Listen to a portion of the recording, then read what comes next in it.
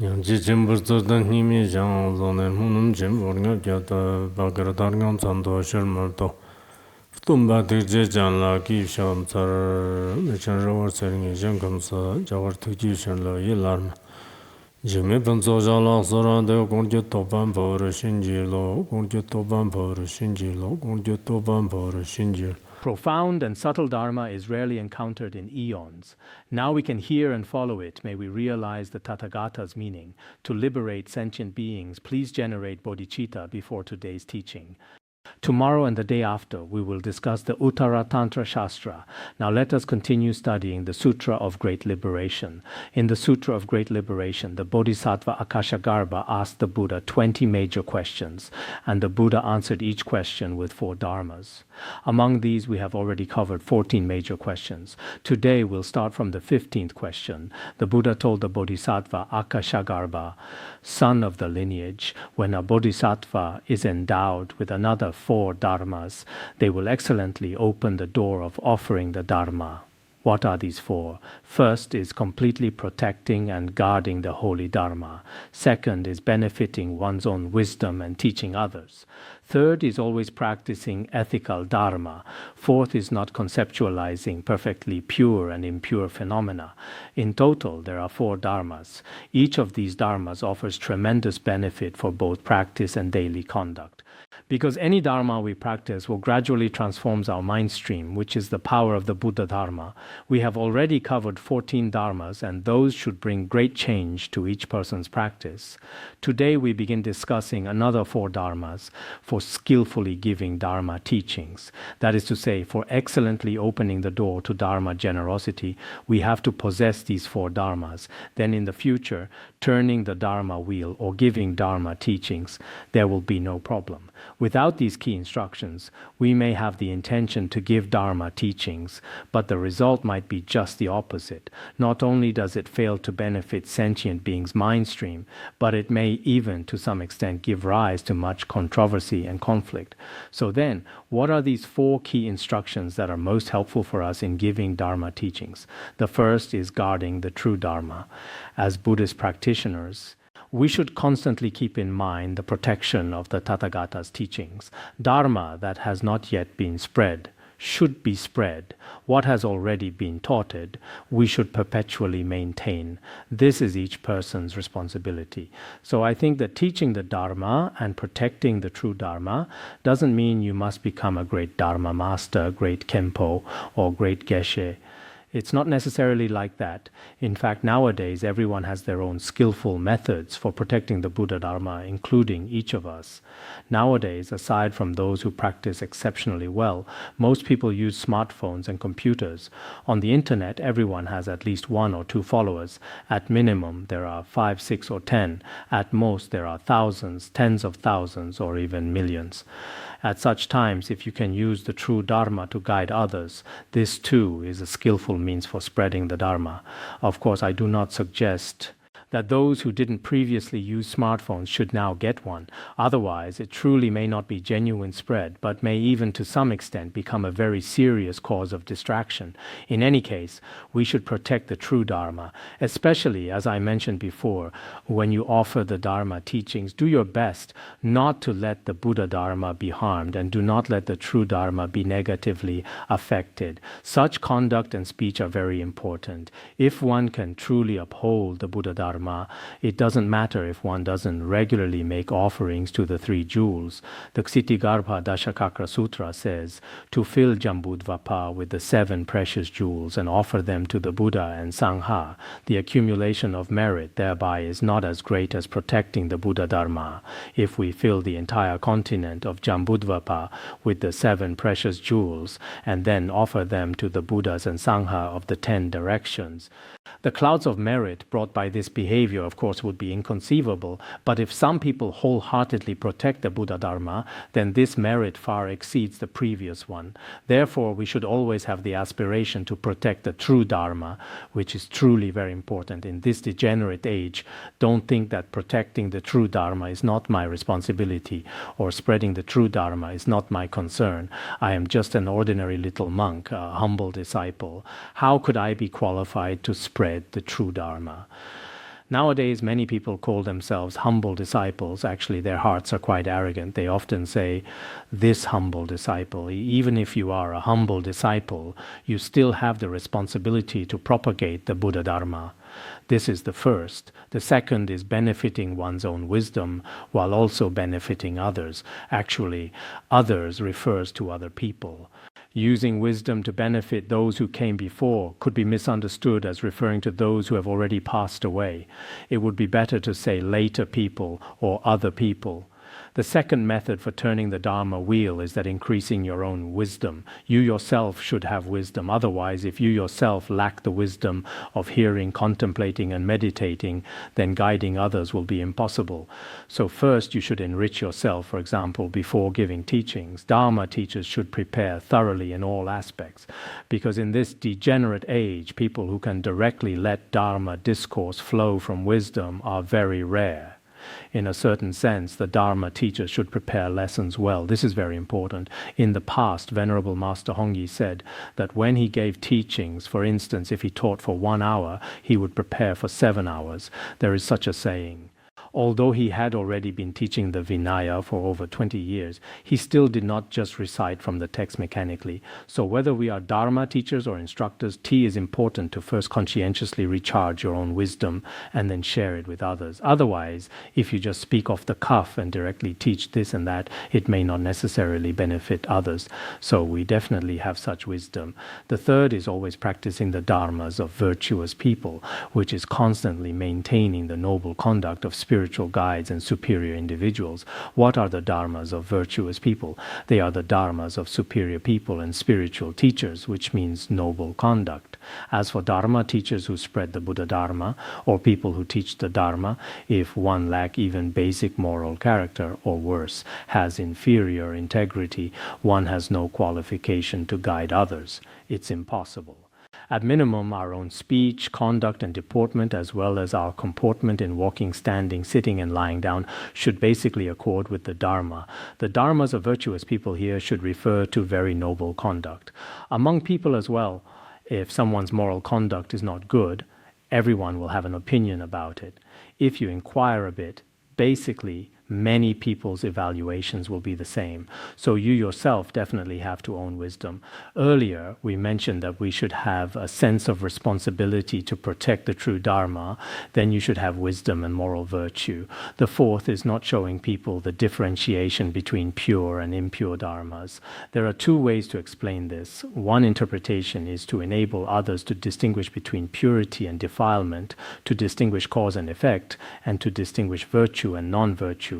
For example, in some explanations, clinging to self is defilement, while realizing selflessness is non-defilement. Conceptual elaboration is defilement, while non-conceptuality is purity. So we should enable people to distinguish between purity and defilement. This is one way to explain it. There is also another interpretation. In some editions and in the Tibetan, it says not differentiating rather than showing people to differentiate between purity and defilement. This means that both virtue or non-virtue have very distinct levels in the conventional sense. At such times, if you want to teach the Dharma, whether people are virtuous or non-virtuous, pure or defiled, you should not discriminate too much, but should impartially transmit the Buddha Dharma and guide everyone. It can probably be explained both ways, but ultimately, when we finalize the text among different commentaries and different editions, both exist.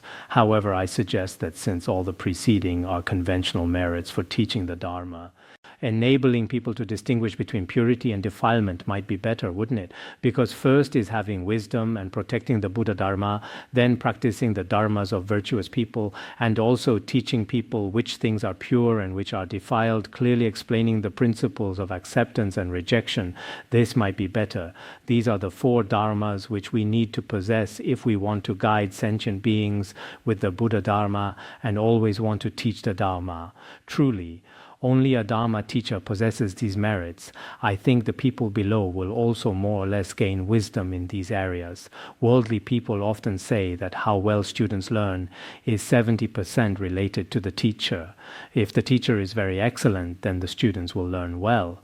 Indeed, it's the same in worldly schools nowadays. It's same in the realm of Buddha Dharma as well. How well Dharma companions learn is greatly related to the guidance of class instructors and tutors. If our Dharma teachers themselves do not possess these merits and basically just muddle through and complete tasks, then listeners will also just muddle through their days. Aside from this, in everyone's mind stream, merits like wisdom and compassion won't arise. It's just that every day passes like this.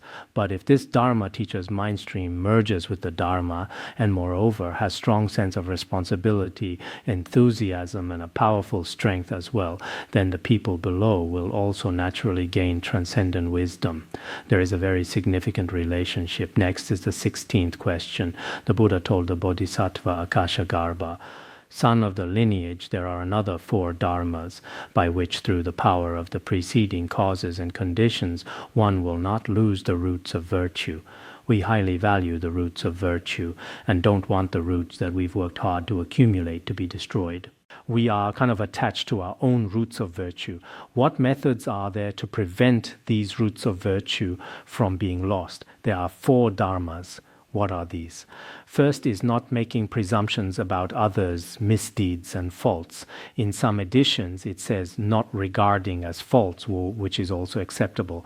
But here it says foolish, meaning if you want your roots of virtue never to be destroyed, first when you see others' faults, don't think, oh, this person is foolish, this person is an idiot, or this is a bad person, and so forth. Seeing everyone except yourself as no good. If you view people this way, your roots of virtue are very easily destroyed. So when you encounter others, if you're not in a position of administration, then others' faults don't really create any obstacle for you. Therefore, you should think of others' merits.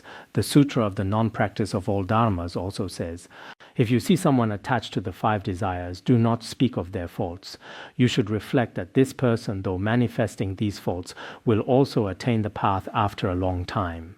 If you see others immersed in the 5 sense pleasure and see various kinds of faults, you should not criticize others' shortcomings. You should think that for these people, at present they appear to have these faults, but in the distant future, they too will attain the qualities of grounds and paths.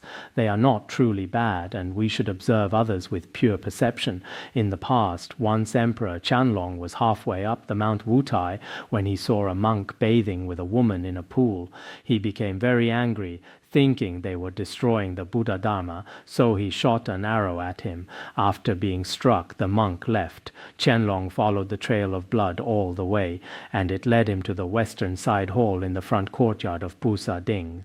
Later, the monk became the arrow-bearing Manjushri. At that time, what did Emperor Qianlong see? He saw the monk's behavior was impure. Later, he deeply regretted his actions and immediately repented before the Manjushri statue. This shows that if one's own mind is impure, even upon encountering Manjushri Bodhisattva, one will perceive his conduct as impure. It's like this. So when we often see others, if we can often praise their merits, this can prevent our virtuous roots from being destroyed. This is the first. The second is always meditating on love with regard to those who are hateful. We often see some people who have bad tempers, severe anger, and crude behavior. At such times, you should generate tremendous compassion toward them. Even if you cannot generate compassion, you should not retaliate in kind and harm them or return anger for anger. In the end, both of you may have, whether through fighting or quarreling, no good result. So when you see some people whose behavior does not accord with the Dharma, who have severe tempers and coarse manners, at such times you should generate even greater compassion toward them, cultivating loving kindness and thinking this person is truly pitiable. Their temperament is like the fierce spirits of Yutsang, so easily provoked to anger, and the anger they generate is also terrifyingly intense, and so forth. Every time when you see someone else generating anger, at that time you can cultivate cultivate great compassion once. In the past, Atisha also often brought along a person with a bad temper as a basis for cultivating patience. Many of us don't dare to do this. When we want to bring someone along, we definitely want to find someone with a good temperament. Thus, there will be no opportunity to cultivate patience. We should cultivate loving kindness, especially when in a group, when you encounter people with bad temperaments. You should cultivate even more compassion toward them. The third is always explaining all phenomena as interdependent, which is another dharma for not destroying roots of virtue. In suitable circumstance, we should often teach others Sutra of 100 karmas, the Sutra of the wise and foolish, the praise of dependent origination, and so forth. All dharmas arise from causes and conditions. All dharmas cease from causes and conditions. This is what the great Shramana proclaimed. We should often teach such sayings. Because if you're interested in teaching on dependent origination and emptiness, you will definitely have opportunities to often teach it. This not only enables many sentient beings to also understand the profound meaning of dependent arising and emptiness, but also prevent the roots of virtue in your own mind stream to be destroyed. This is truly very important, as the Buddha's greatest supreme quality, as explained in the Praise of Dependent Origination, is realizing and teaching the Dharma of dependent origination. The more we study and contemplate this teaching of dependent origination, the more we'll comprehend the profound meaning.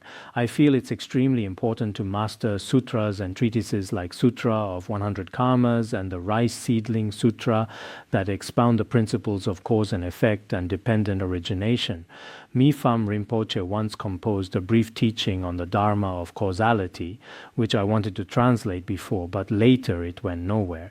It is critical for us to extensively study and contemplate the teachings on causality, as it's very important. Thus, if we often teach the Dharma of dependent origination, our roots of virtue will not be destroyed. The fourth is always remembering unsurpassed enlightenment. In walking, standing, sitting or lying down, constantly think of the merit of generating bodhicitta. After generating bodhicitta, one will attain unsurpassed bodhi. The fruition of Anuttara Samyak Sambodhi. Many people, when practice any virtuous dharma, whether reciting scriptures, prostrating or circumambulating in everything they do, they always think of, may all sentient beings, myself and others, attain unsurpassed bodhi. At all times, they frequently recall the supreme enlightenment, which is very important. If you don't constantly remember the unsurpassed enlightenment, it's impossible to suddenly comprehend its meaning. Therefore, we should always keeping mindful of bodhi. For example, if a person attempted to go to Lhasa, no matter what happens along the way, whether resting or spending the night, their minds constantly think of their destination. Oh, I want to go to Lhasa. They have this thought. Similarly, from the moment we first generated bodhicitta, we set out on the path to enlightenment, and therefore we should always think of unsurpassed bodhi, and aspire for ourselves and all sentient beings to attain Buddhahood. Thinking in this way will also prevent the virtuous roots in our mind stream from being destroyed. The four dharmas we explained earlier are key instructions for not destroying roots of virtue.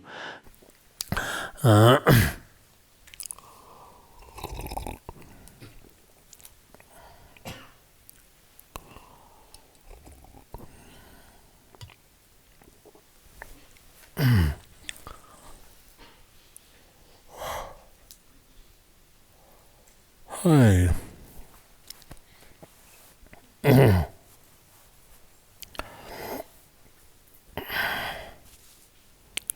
Some Dharma teachers may fall asleep while teaching when giving teachings. I'm not quite that severe, but sometimes I feel a bit low on energy, like I don't have much vitality when teaching. There's something in spring called actually, it's not spring, it's summer, right? The summer here still feels like early spring. It's very cold. Next, we'll discuss the 17th question. The Buddha said, son of the lineage, when a bodhisattva is endowed with another four dharmas, they will naturally practice the six perfections without being dependent on what has been taught by others. There are four more dharmas through which one practices the six paramitas, such as generosity and discipline. without requiring others' instruction. What are these 4 dharmas? The first is always giving others the generosity of dharma. The ornament of the Mahayana Sutras also says that some people, to generate bodhicitta and practice the 6 paramitas and myriad practices through external conditions, while other probably through past karma or present diligence in this life, they can practice the 6 paramitas independently. So what is this method? First is constantly giving dharma generosity and leading many sentient beings to enter the path of liberation, even though only explaining a single verse. If there's some text long, you should also teach both exoteric and esoteric Buddha Dharma to others. If we often give dharma generosity, then the 6 paramitas can naturally be practiced. Dharma generosity is truly very important. Some of us have this kind of opportunity. At Larung, many Dharma teachers have the merit and karmic connections to give the Dharma to others. Some have been teaching for 10 years, 20 years, or even longer. I believe that those who give Dharma teachings to others over a long period, as well as the listeners, will be naturally exceptional in their practice of the 6 paramitas. This will definitely happen. This is the first. In summary, one can constantly practice the 6 paramitas through Dharma generosity. The second is not speaking about others' misdeeds, which is similar to what we discussed before. Earlier we said not to speak of others' faults in general. Here we constantly refrain from speaking of others' violations of the Pratimoksha vows, Bodhisattva vows, or Tantric vows, or of their improper behavior or broken precepts. Some cases are truly real. You may have seen it yourself or heard it yourself, which does happen. Yet in some cases there's no real reason. Some people are purely slandering out of jealousy. Now on the internet, people constantly defame eminent masters or ordinary monastics. Such behavior is extremely frightening because one creates immense negative karma unwittingly. It's quite pitiful. So generally, when we hear such statements, if it has nothing to do with us, there's no need to spread it further, causing rumors to spread from 1 to 10, from 10 to 100. As the saying goes, good news never leaves the gate, bad news travels 1,000 miles. This has no meaning. The Mahayana Abhidharma Satparamita Sutra says, do not think of others evil. Always contemplate their good deeds. With wisdom free from discrimination, one is foremost among people. If one doesn't dwell on others' transgressions and constantly reflect on their virtues, some people truly like to do this. Among people I know, some constantly speak of others' good qualities. Wow, this person looks especially good, beautiful as a celestial being, especially plump. Wow, this person has a very kind heart, truly a great bodhisattva. No different from Shantideva Bodhisattvas. Wow, this person's mind is very stable, like Mount Sumeru. Kind-hearted people, when it comes to anyone, can find virtues in them. Even when we see someone as completely ordinary, they can find the good qualities and analogies. Wow, this person is very kind, treating especially good to their family, colleagues, and spiritual friends. Truly, they can still find some good deeds in everyone's body, speech, and mind. Their wisdom transcends discrimination, and such people are the most excellent. Yet on the other hand, some of us, no matter who they encounter, they always find faults. Their character is bad, their wisdom is lacking, their relationships are poor, or they look very ugly. In their perception sphere, there are millions of negative words. Actually, people who use many negative words harbor many negative affliction in their own minds. If there are more positive words and such vocabulary, it shows that their mind should be filled with pure dharmas. For example, it's like an oxygen tank. Whatever inside is what comes out. So in our own mind stream, if there are more wholesome dharmas, then everything emitted will be entirely wholesome. If there is more evil in our mind stream, then what exerts in one's speech, expressions, or actions will inevitably be an unwholesome. One may feel, I'm the best person in the world, but others may not feel this way. If your vessel is filled with unwholesome dharmas, it will inevitably exert an unwholesome influence and effect. So sometimes we ourselves don't necessarily truly know ourselves, and theirs observations may be more accurate. Those involved are confused. Bystanders see clearly. Perhaps that would be better. At such times there's truly no need to speak much of others' faults. We should try as much as possible to cultivate pure perception. Otherwise, if you frequently discuss others' faults, People around you may not say aloud your character is poor, your pure perception is lacking, but everyone understands this in their hearts. So if you want to increase your 6 paramitas, cultivating pure perception is very crucial. The third is gathering sentient beings through the Dharma and being skilled as their teacher. This means skillfully understanding the 4 means of attraction: pleasant speech, giving, working in accord, and acting for others' benefit. These 4 means of attraction is very critical before someone begins teaching and transforming sentient beings.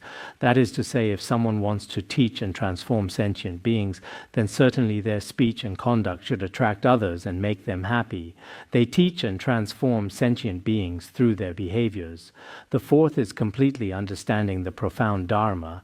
One should not only understand, but also penetrate Shakyamuni Buddha's profound Dharma, just like the paramita of wisdom. As we say, the 5 perfections are like the blind. The wisdom perfection is like eyes. The perfection of wisdom is like an eyesight. Without it, practicing the other 5 perfections cannot liberate one from the samsara. So if we want to hear, contemplate, and practice the 6 paramitas, we'll definitely penetrate the profound wisdom teachings of the Tathagata. The wisdom teachings actually refer to the Dharma of emptiness. If you haven't penetrated this, truly gaining liberation from samsara, penetrating the Buddha's ultimate intent, and penetrating the profound intent of masters will be very difficult. I believe that all authentic Mahayana spiritual guides in the world have, at minimum, some realization of the Buddha's secret intention, and that is emptiness. They should have some realization. Otherwise, they might just be merely teachers only. They haven't understood the Tathagata's profound teachings. So we need to deeply study Madhyamaka, Prajnaparamita and Abhisamaya-lankara, which is very important. Some of our Dharma friends only emphasize teachings on causality, enjoying the practice of circumambulation and other virtuous activities with form, while rarely studying and practicing the profound formless teachings. Once I felt quite regretful when we were promoting courses of the 5 great treatises, as many lay practitioners didn't register as imagined. So now many people are not willing to study the profound teachings, preferring only to hear about superficial matters like merits and benefits, how to get wealthy, how to live longer, how to become good-looking, and how not eating after noon leads to weight loss. Now what I hear most often is weight loss. But as for weight loss, from the perspective of Mahayana Buddhist teachings, whether you're fat, plump or thin, these may not be so important. In big cities, you can find gyms everywhere, and now fitness is even more emphasized. In cities, you can find gyms and fitness advertisement everywhere. Nowadays, most people may place more emphasis on their bodies, appearance, and wealth, but for those who truly seek the Mahayana Dharma, perhaps what we should emphasize more is its profound states. Attaining such inner realization depends on hearing, contemplating, and meditating. We can't possibly suddenly become enlightened without thinking about anything or doing anything. This is impossible. If one possesses these 4 dharmas, one can practice the 6 paramitas. This is the meaning. Next is the 18th major question. The Buddha again said, "Son of the lineage, there are also 4 dharmas by which one will directly take birth in the desire realm, having forsaken concentration and samadhi." What are these 4 dharmas? The first is acting with an affectionate, good-natured mind. The second is acquiring the might of the root of virtue. The third is not forsaking all sentient beings. And the fourth is being able to continuously meditate on the power of wisdom and skillful means. The first meaning is that one abandons the first, second, and third dhyanas, the 4 dhyanas of the form realm, and the concentrations of the formless realm to come to the desire realm to liberate beings is no easy matter. By relying on these 4 dharmas, one can do this. Actually, in today's language, some people like meditation, but if you ask them to give up meditation and truly benefit sentient beings in the mundane world, they still need these 4 kinds of minds. Some people may be fine with retreating and sitting meditating, which may be acceptable, but once they enter the mundane world to benefit beings, they lose their strength. However, possessing these 4 dharmas will enable us to freely liberate beings in the desire realm. What are these 4 dharmas? The first is having a good nature mind, a stubborn and a soft mind. Some people have heard countless teachings learned pith instructions and relied upon many gurus, yet their minds remain the same as before, or even become increasingly negative. There are such cases, but if this is the case, these people will find it difficult to guide sentient beings. If you truly want to abandon concentration and convert beings in the human world, then your mind should at least have a kind of softness. Many great Western masters describe great compassion as a gentle heart. Great compassion is indeed very gentle. Bodhisattvas and eminent masters who truly possess great compassion make anyone they interact with feel very comfortable. Their hearts won't be so hard, won't be so uncomfortable. Whatever should be said happens naturally. Some great bodhisattvas' minds are such that when you talk with them, their words imperceptibly influence you, and hatred emotions will naturally disappear. Some past masters have such power that merely staying with them or hearing just a few casual words from them can bring about tremendous transformation in someone's mind stream. If you want to liberate sentient beings, you need to move them with a gentle heart.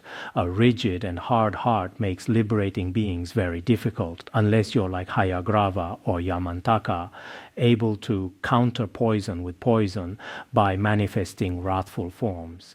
Other than that, it's still very difficult. So using this soft mind to influence sentient beings is extremely important. This is the first mind. The second is acquiring the might of the root of virtue. One should obtain this power of wholesome roots, as actually everyone should have this power of wholesome roots, but getting it to manifest is not easy. For example, some people with merit, wholesome roots, and abilities will have the opportunity in converting sentient beings. Those swept along by the winds of karma remain powerless. Activating the virtuous roots sounds easily, but without the proper conditions, this potential cannot be developed. The third is not forsaking all sentient beings. If you want to be with sentient beings in this world, then certainly in your mind you couldn't not abandon sentient beings. No matter what kind of sentient beings, didn't we discuss earlier not abandoning sentient beings for the sake of the Mahayana? This is very important. Then the fourth is being able to continuously meditate on the power of wisdom and skillful means. Without skillful means, wisdom binds. With skillful means, wisdom liberates. As taught in the Vimalakirti Sutra, in order to attain liberation, one should have wisdom with skillful means. If one doesn't have wisdom with skillful means, one will very likely be bound in the three realms. So not abandoning sentient beings is also very important. If we want to enter the mundane world to guide sentient beings, we should first examine ourselves. Is my character relatively gentle? If I'm not gentle, if I'm too grid, it's best not to go. Otherwise, you'll create considerable trouble before returning. You might not even manage to return, and the negative impact would be severe. Some of us have good character today, but after a few days, the character changes dramatically. If you're like this, when you're good, everyone showers you with praise, but after a few days you start causing all kinds of trouble again. So some people with unstable characters, perhaps due to past karma, are sometimes good and sometimes not good, like a patient with severe illness. When such people are in a good phase, they influence many positively, but when they deteriorate, many people are disappointed. So people whose minds are not gentle are not suitable to enter the mundane world. Additionally, those whose virtuous roots haven't matured, who lack merit and wisdom, are also unsuitable for guiding beings in the mundane world. The same applies to those who abandon sentient beings, hose people. They probably can't even stay among beings for 2 days.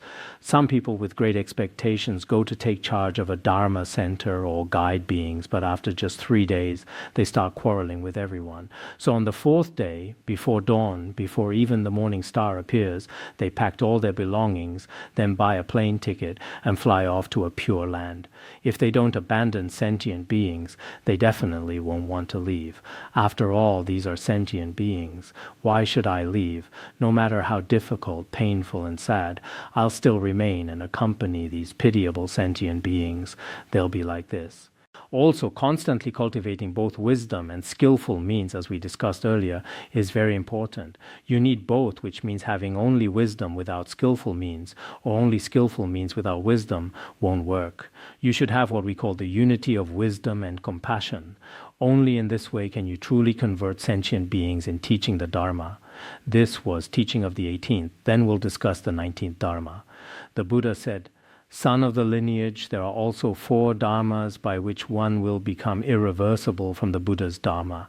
It can be understood as a bodhisattva's stage of non-retrogression, which is a relatively high realization. It can also be explained this way, or as an ordinary person's refusal to give up during the process of practicing the Buddha Dharma, able to persevere throughout. This is also called non-retrogression. So what are these 4 dharmas? The first is not generating a mind of sadness even though experiencing the cycle of birth and death countless times. Sentient beings in samsara live and die, die and live like a water wheel, revolving up and down like bees in a jar, continuously without cease. As bodhisattvas rolling in samsara, they won't develop aversion toward these sentient beings. They willingly remain in samsara for long periods, liberating beings, not even caring if they must enter a pit of fire. Having such a mind will prevent regression. Some of us often worry, will I regress? If you desire non-retrogression, first you shouldn't generate weariness toward all of samsara. Of course, when we cultivate renunciation, we also have weariness toward samsara and wish to be liberated, which is when cultivating renunciation in the Hinayana. But Mahayana bodhisattvas should remain in samsara for many eons, liberating beings. They have to clearly understand beings' tragic condition. Life after life, perhaps this life one is human. Next life they become animals. The life after that human again. Turning in samsara ceaselessly like this is extremely pitiable, so Mahayana bodhisattvas don't generate weariness toward them. These words, not generating weariness, are missing in some editions, but they're in the Tibetan and they should be needed. This is the first. If we want non-retrogression, we can examine ourselves whether we truly don't have weariness toward samsara, which is also very important. Samsara is quite vast, but if we make it on a smaller scale, not becoming weary of our own dharma center and the people around us is also very important, because after a long time, many people easily tire of their environment and those around them. I don't want to do this anymore. I'm tired. It's enough. I've had enough. Many people want to leave. This may not be the conduct of a Mahayana bodhisattva. This is the first. The second is constantly being able to make offerings to immeasurable Buddhas. If Buddhas were truly present in the world, made offerings to him. If Buddhas are not present, we should constantly visualize respectfully offering to the Buddhas of the 10 directions with body, speech and mind, and make offerings to the Buddhas through reciting their names as well. As Buddhists, I think basically make offerings to the Buddha will not be interrupted. The third is meditating on immeasurable loving minds. If you want non-retrogression in the Buddha Dharma, you should constantly cultivate compassion and great bodhicitta. Here it speaks of cultivating loving kindness. If one cultivates loving kindness, truly the power of them who cultivate loving kindness is different. The Buddha's sutras often taught that in one's mind stream, if people truly possess compassion, then they contact others, or even when their shadow, as we discussed earlier, falls on others, cause people to feel indescribable coolness and comfort. The magnetic field of the eminent masters and great adepts truly possessing great compassion will be different. Modern people call this power a magnetic field or power. If someone's heart is filled with hatred, they also radiate a negative magnetic field. If a person truly has great compassion, they also have very great power. So one should constantly cultivate loving kindness and compassionate bodhicitta toward immeasurable sentient beings. Cultivating loving kindness, even for an instance, will generate immeasurable merit. There's a verse in the Ratnaval, 3 times daily giving 300 pots of food does not equal a fraction of the merit from cultivating loving kindness for but a moment. If a person during the 3 times of day gives food in 300 vessels to sentient beings and makes offerings and gives, of course this merit is extremely great. But this merit cannot compare with cultivating compassion for just a moment. If cultivating compassion for a whole day is very difficult, having a meditation session for 10 minutes, 20 minutes to cultivate great bodhicitta, which is also acceptable. Some people particularly enjoy practicing virtuous activities with form, which is of course very good. But I've also said on different occasions, I hope everyone regularly meditates and practices Dharma. If you never meditate or cultivate compassion and emptiness and every day just Om Vajrasattva Hum. On one hand, these verbal mantras are also very good, but if your mind hasn't cultivated compassion, it's very difficult to eliminate afflictions. Without cultivating the wisdom of emptiness, cutting off afflictions also has some difficulty. So if we constantly cultivate, we won't regress in the Buddha Dharma. Why do some people study very well initially, but later, due to karmic reversal, regress and lose their attainment? The reason is definitely that they haven't cultivated properly. Now, sometimes some of our monastics are also quite tragic. I see some Tibetan Buddhist nuns play with some platforms like Duyin and Kwaishu, applying makeup and displaying themselves every day. This not only affects their own practice, but also greatly damages Buddhism. When monastics appear on camera, their appearance and behavior should accord with the Dharma. If not in accordance with Dharma, others may comment on them. You might as well be a lay person. There are many comments below, yet they remain completely shameless. It seems like that now many, one could say, have no sense of shame. I don't know if there are any in Chinese Buddhism. In Tibetan Buddhism today, some former monastics who have disrobed, certain nuns and lamas, they often dress ambiguously, neither clearly monastic nor clearly lay, yet their appearance obviously resembles monastics. If you're a complete lay person after disrobing, your conduct doesn't particularly matter, but conducting yourself as a layperson while appearing monastic is an extremely frightening thing. If we encounter such things, those nearby should respond in two ways. On one hand, cultivate compassion for them. On the other hand, intervene and admonish them. This is also necessary, so we truly need cultivate loving kindness, which is very important. Otherwise, in the end, you yourself truly become a frightening person, while still thinking you're quite good. This is possible. The fourth is generating devotion to the Buddha's immeasurable wisdom. Having true faith and understanding on the Buddha's wisdom can prevent us from retrogression. Everyone should know the Buddha's wisdom.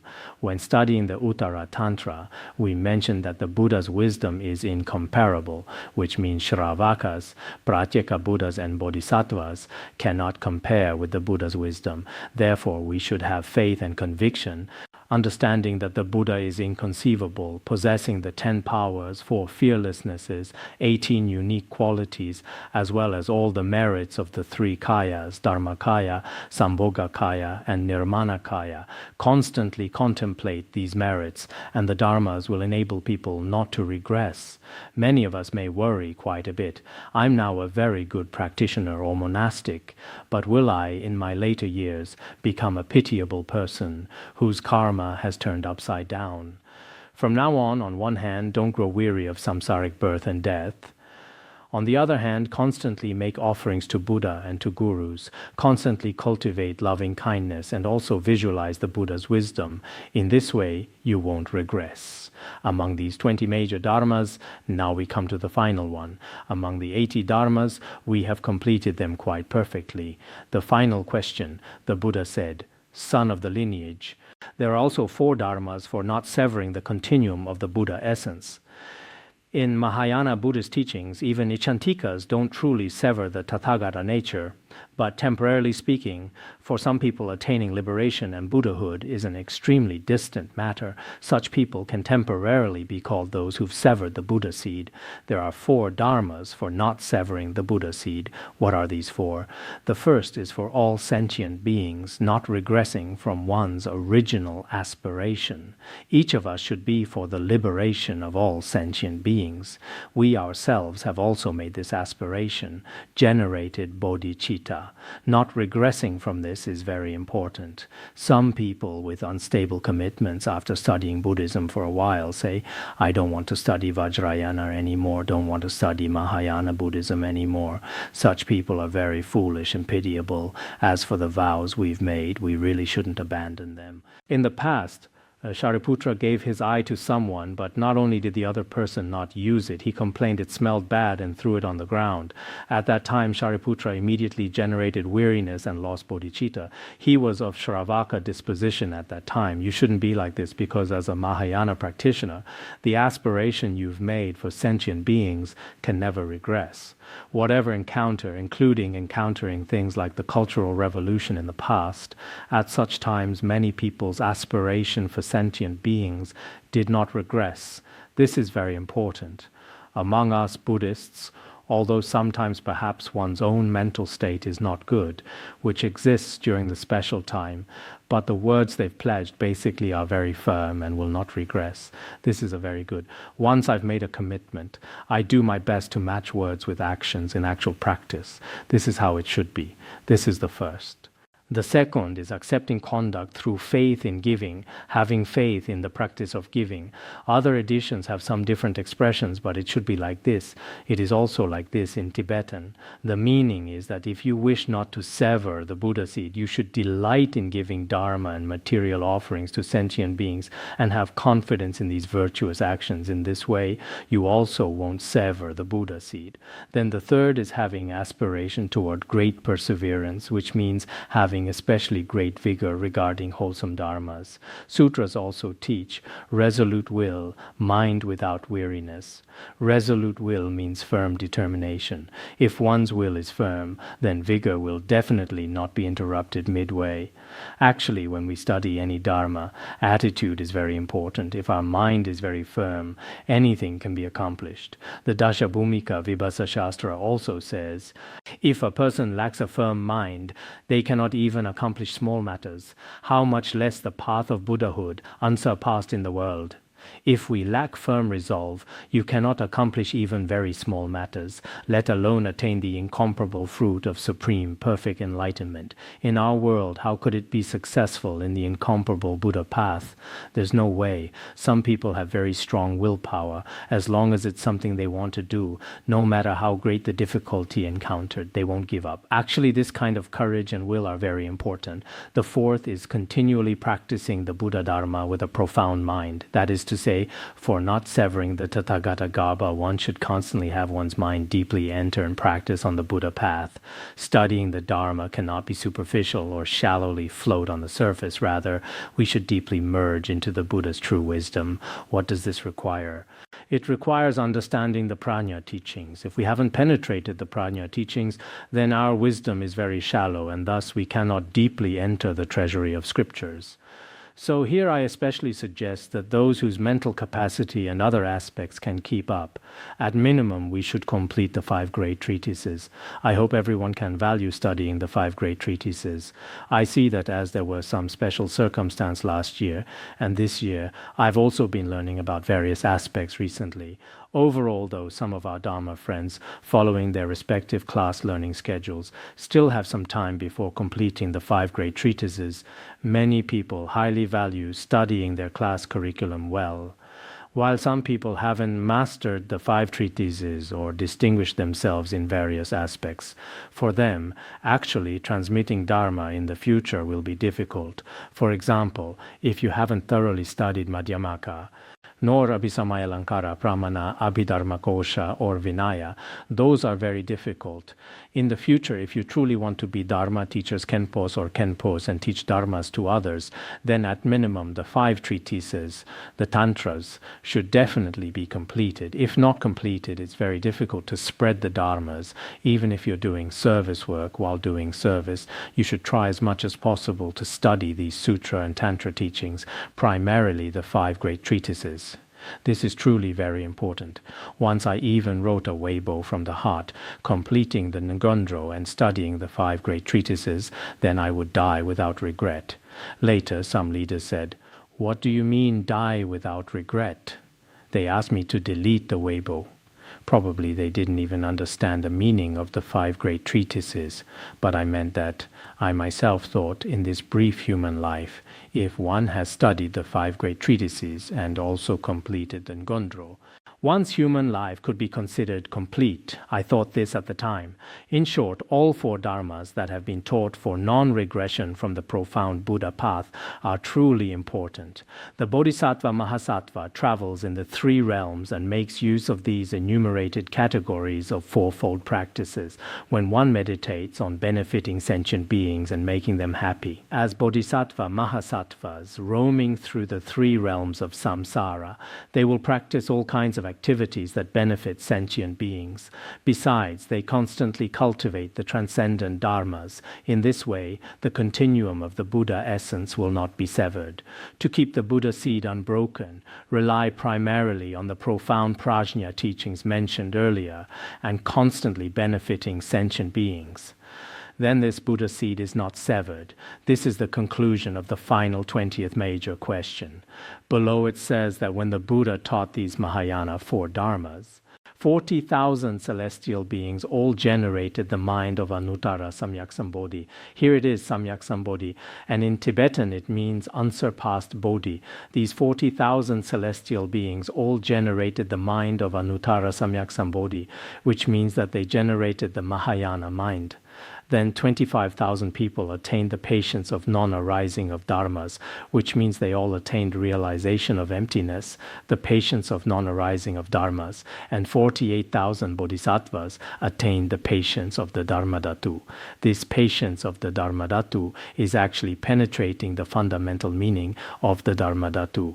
At this time, regarding the nature of all phenomena, they can easily uphold and accept them. It's just a different name from the patience of non-arising of dharmas. Generally speaking, the 8th bodhisattva bhumi onward attain patience of the dharma dhatu. It is also said that from the first bhumi onward, there's also the patience of the dharma dhatu. They all skillfully enter into the Buddha's wisdom because their realization is relatively high. In some editions it says, virtuous people practice Buddha's wisdom, but it shouldn't be people. It should be enter, meaning skillfully enter into the Buddha's wisdom. All the above, the principles of the entire Four Dharmas chapter, have been completed. At this time, the Bhagavan said to the Bodhisattva Mahasattva Akashagarbha, son of the lineage, grasp this sutra well. After the Buddha taught the Bodhisattva Mahasattva Akashagarbha these 80 key instructions, he finally requested, you should properly uphold this sutra. At this time, the Bodhisattva Akashagarbha addressed the Buddha, Bhagavan, what is the name of this sutra? How do we grasp it? He said, you ask me to uphold this sutra, but what is the name of this sutra? You've spoken at such length, yet I still don't know what exactly the name of this sutra is, and should I uphold it? The Bodhisattva Akashagarbha asked the Buddha this question. Below, the Buddha then began by first teaching the name of this sutra. The name of this sutra is rather long. Having the Bodhisattva Akashagarbha uphold it, probably because it's Akashagarbha Bodhisattva, otherwise we might all be a bit dizzy with such a long name. The Buddha said this sutra's name has these characteristics. First, all-expansive great liberation. As explained it before, it means great liberation because liberation means freedom. If not liberated, in Chinese medicine it said, where there is pain, there is blockage. Where there is flow, there is no pain. The meaning here is different, but the idea is that liberation means being unobstructed, flowing freely in all directions, which is a kind of liberation. All-expansive also means Mahayana, and it also means vast, throughout all 10 directions without limitation. The thought of Mahayana is also like this, then. Destroys the realm of Mara means this sutra can destroy all 4 Maras, or we can say the 84,000 Maras. Studying this sutra can destroy the hosts of Mara and the armies of non-Buddhists. This can destroy the armies of those whose teachings completely contradict Buddhism, clears away all afflictions, liberates from the bondage of distorted views and the 5 desirable sense objects, raises the prison of the 3 realms. Frees from samsara and liberates into moving beyond sorrow, means liberating from all births and deaths in samsara, aspiring toward the abode of nirvana. Moistens the cause of the supreme seed that has dried out, means gradually moistening and benefiting the seeds of right causes and bodhi that have been parched for a long time. If we study this sutra, we should have these merits. Indeed, our seeds have been parched since beginningless time, But through studying this sutra, hasn't it been raining recently? Many dormant seeds here have started to germinate. It's like this. After hearing and studying this sutra, our bodhi seeds have hope. Then sends down the rain of the Dharma of the 6 perfections, means this sutra causes the Dharma rain of the 6 paramitas to fall through great causes and conditions, increasing the sprouts and flowers of the 3 vehicles of sentient beings. Increasing what? The sprouts and flowers of the 3 vehicles of sentient beings in the 3 realms begin to increase and open. This sutra will also accomplish the supreme fruit of the 1 vehicle Bodhi, which is also the ultimate Bodhi fruition. Son of the lineage, you asked the name of this sutra. I have explained it thus. You should uphold it. You asked about the name of this sutra, and I've explained it to you like this. Don't make mistakes. Uphold it well. The sutra name is quite extensive. You should uphold it well. Let me teach a bit more. At this time, the Bodhisattva Akashagarbha again addressed the Buddha, Bhagavan, before the eyes of countless past Buddhas and within countless assemblies and limitless collections, which means before immeasurably boundless Buddhas and assemblies, probably assemblies of Bodhisattvas and noble ones, and also among numerous groups, the Bodhisattva Akashagarbha heard various dharmas, matters, characteristics, and vehicles. The Bodhisattva Akashagarbha is certainly the most extensively learned among the 8 great Bodhisattvas. So throughout immeasurable eons, before immeasurable Buddhas, among immeasurable Bodhisattvas, the dharmas and teachings that the Bodhisattva has received are immeasurably boundless, not like us. We, at most, if we write our autobiography, from which master, which dharma teacher I heard such and such, at most we can count on our fingers. As we Tibetans say, we can count it all on 5 fingers, showing how limited our learning is. At most, it's the 5 treatises, but the Bodhisattva Akashagarbha is certainly different. He's heard all kinds of Dharma teachings. The Tibetan text includes heard before each category that follows. Various matters include worldly and transcendent matters, and he's heard countless. The Bodhisattva Akashagarbha has heard various characteristics, whether true reality, conduct characteristics, or diverse forms, all the various characteristics in the world. He's also heard various vehicles, which include Mahayana, Vajrayana, Hanayana, Shravaka vehicle, Pratyeka Buddha vehicle, human and celestial vehicles, and so forth. But he's never heard such rare Dharma, such rare matters. The Sutra of Great Liberation is truly extraordinary. If even Akashagarbha Bodhisattva has never heard it, then we probably don't dare say, though Akashagarbha hasn't heard it, I've heard something rarer than the Sutra of Great Liberation. More important, with more blessings, more beneficial, with more merit, probably none of us would have the courage to say this. The Bodhisattva Akashagarbha says that I have been before all the Buddhas and Bodhisattvas, immeasurably boundless spiritual friends, and heard all kinds of dharmas and matters, yet I've never heard such rare dharma, such rare matters, such rare characteristics, and such rare Mahayana dharma. Having heard this here now, I will constantly uphold it. The Bodhisattva Akashagarbha even made this aspiration before the Buddha. From today onward, I definitely will constantly uphold it. In some editions it says, I shall uphold it, but constantly upholding is probably better because the Tibetan is also like this, and in some other editions it's also like this, although the Dunhuang edition is a bit different from the Taisho Tripitaka, but sometimes if it says constantly, it might be better.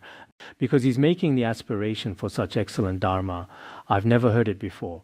If the Bodhisattva Akashagarbha hasn't heard it, I don't think we'll surpass the Bodhisattva Akashagarbha, not sever its continuum. So he will constantly uphold it without ceasing, never ever allowing it to end, placing extremely great importance on it. There's a sutra called Sutra of the Buddha's Parinirvana, and it says bhikkhus should value sutras as foolish people value jewels. I think this is very important. As practitioners, we should value such sutras just as worldly foolish people greatly value money. Throughout their lives, they greatly value wealth. Similarly, we should greatly value the Sutra of Great Liberation, extremely cherish it, always make it unceasing, and constantly uphold it. This time, I'm not sure if we can complete studying it this year, if we can finish, if you all can refrain from abandoning this precious Dharma. Throughout your lives and even through life after life, I think my teaching at this time will be meaningful, and your listening will also be meaningful. While after finishing the teaching, if you think, wow, I've heard it, everything's great, I'll never look at it again, and throw it 100 meters away, then it probably won't have much meaning. So we should also make aspirations to learn from the Bodhisattva Akashagarbha. He has never heard such subtle, sublime and rare Dharma. Then we, who are always immersed in samsara, these little children who love to play in the mundane world, how can we not cherish it? We should cherish it even more. Our mind streams are impoverished, our mind stream are parched. If even the Bodhisattva Akashagarbha so values it before the Buddha, if he values it so much, I think we have no reason whatsoever not to value it. So everyone should also silently make aspirations. In the future, I will definitely continuously study it. If I still have opportunity to listen it and I will practice it well, then I will definitely spread it. In this way, the blessings of the Buddhas and Bodhisattvas will naturally enter your mind stream. Your practice will increasingly, like the waxing moon, continuously progress. Today we'll stop here.